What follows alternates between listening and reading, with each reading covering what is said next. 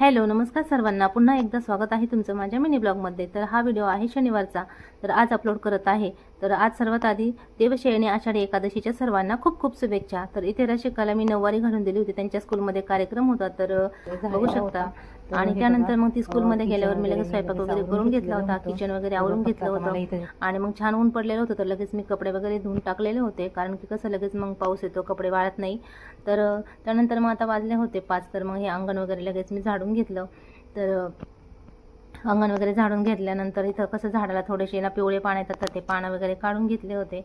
आणि मग त्यानंतर लगेच मला कापण्या करायच्या होत्या, तर थोडीशी बडीशोप आणि जायफळ आणि विलायचीची पावडर बनवून घेतली होती। आणि मग पावडर बनवल्यानंतर लगेच मी पीठ घेतलं होतं गव्हाचं आणि बाजरीचं, त्याच्यामध्ये तूप टाकलं होतं आणि विलायची बडीशोप जायफळची पावडर टाकली, मिक्स करून घेतलं आणि छान असं ते पीठ मळून घेतलं होतं। पीठ वगैरे मळून झाल्यानंतर लगेच चपातीच्या आकारात, म्हणजे खूपच जाड नाही आणि खूपच पातळ नाही, अशी मी चपातीसारखं लाटून घेतलं होतं। त्याला वरतून खसखस लावली होती आणि मग त्याचे छान असे काप मी शंकरपाळ्याच्या आकारात असे कट करून घेतले होते।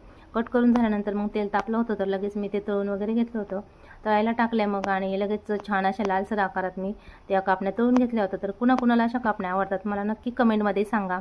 तर व्हिडिओ आवडला तर लाईक सबस्क्राईब करा। बाय बाय सर्वांना।